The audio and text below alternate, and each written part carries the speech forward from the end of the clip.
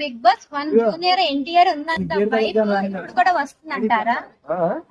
Big boss 1 లో మనకి junior NTR గారు కదా మనకి హోస్ట్ గా నటించింది. సో ఇప్పుడు నాగార్జున గారు నేను అదే చెప్తున్నా మొన్నటి నుంచి కూడా మధ్యలో నాగార్జున గారు ఇప్పుడు గోష్ఠిగా చేస్తున్నారు కదా. ఒక 4-5 చేసిన తర్వాత ఎన్టీఆర్ గారు వస్తే కొంచెం జనాల్లో కొంచెం బజ్ అయితే పెరిగిద్ది.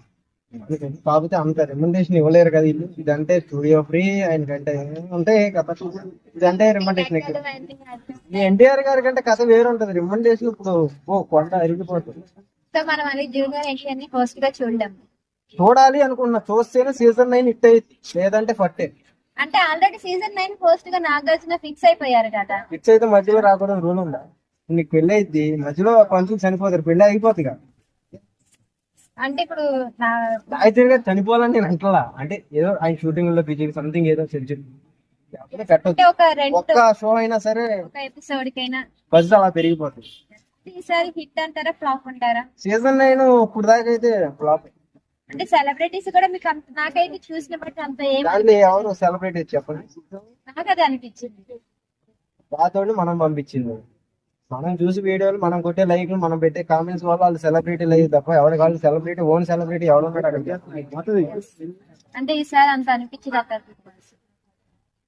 అవి తీసుకోండి, డేటా బొక్క కొడుకోండి శుభ్రంగా, ఈరు దాయి సమ్మగా. Thank you sir. వాళ్ళు ఇంకా పరం వేస్ట్ తప్పక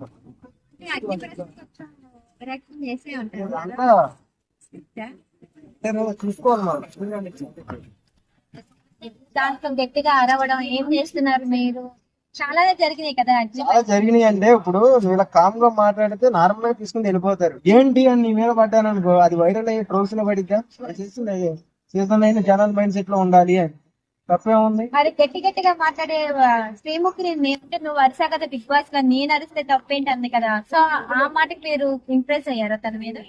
ఎందుకైతే అది కూడా ఒక రకంగా స్పీక్ అయింది అంతే. నువ్వు నడుస్తూ ఉంటావు, అట్టుగా తప్ప మీద కాలేజ్ పడతావు, అదే లైన్ లో ఇంకోటి వచ్చి పడతాడా? పక్క తప్పుకుంటాడా?